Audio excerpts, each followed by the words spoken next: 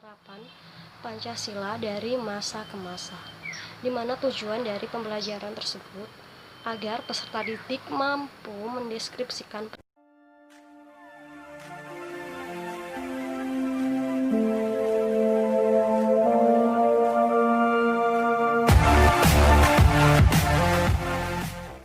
Assalamualaikum warahmatullahi wabarakatuh.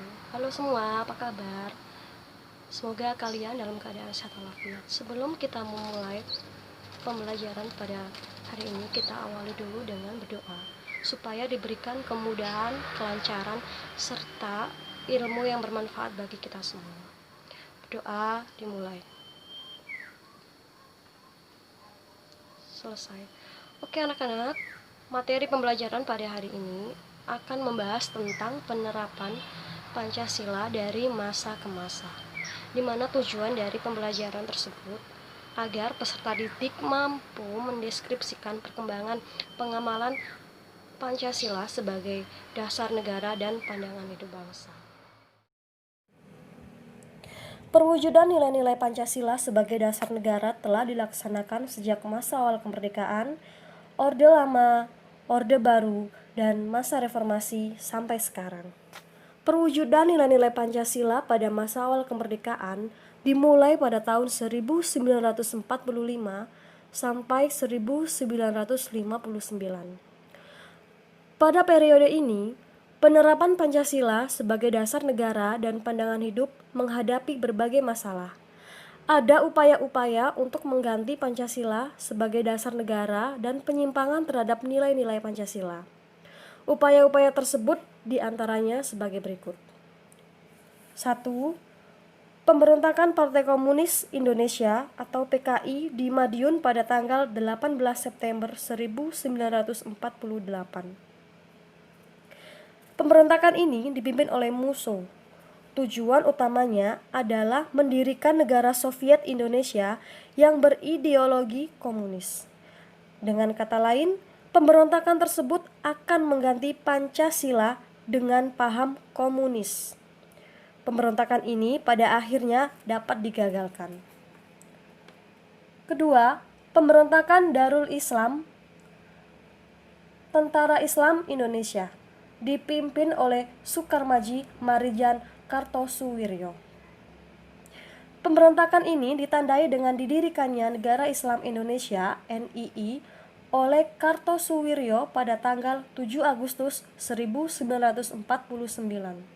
Tujuan utama didirikannya NII adalah untuk mengganti Pancasila sebagai dasar negara dengan syariat Islam. Tetapi gerakannya bertentangan dengan ajaran Islam sebenarnya.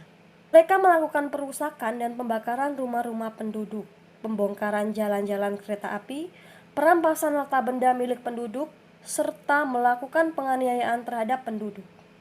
Upaya penumpasan pemberontakan ini memakan waktu yang cukup lama. Kartosuwiryo bersama para pengikutnya baru bisa ditangkap pada tanggal 4 Juni 1962. 3. Pemberontakan Republik Maluku Selatan (RMS). Pemberontakan Maluku Selatan merupakan sebuah gerakan separatisme dipimpin oleh Christian Robert Stephen Sumokil, bertujuan untuk membentuk negara sendiri yang didirikan tanggal 25 April 1950. 4. Pemerintahan Revolusioner Republik Indonesia (PRRI) atau Perjuangan Rakyat Semesta atau Permesta yang dipimpin oleh Sarifuddin Prawiranegara dan Ventis Sumual tahun 1957 sampai 1958 di Sumatera dan Sulawesi. Gerakan ini merupakan bentuk koreksi untuk pemerintahan pusat pada waktu itu yang dipimpin oleh Presiden Soekarno. 5. Angkatan Perang Ratu Adil (APRA). Angkatan Perang Ratu Adil merupakan milisi yang didirikan oleh Kapten KNIL Raymond Westerling pada tanggal 15 Januari 1949. APRA telah melakukan serangan kudeta kepada pemerintahan Republik Indonesia pada tanggal 23 Januari 1950 dan berhasil menduduki wilayah Bandung serta berhasil menewaskan beberapa tokoh bangsa. Namun kudeta yang dilancarkan Westerling mengalami kegagalan sehingga dia terpaksa melarikan diri ke Singapura.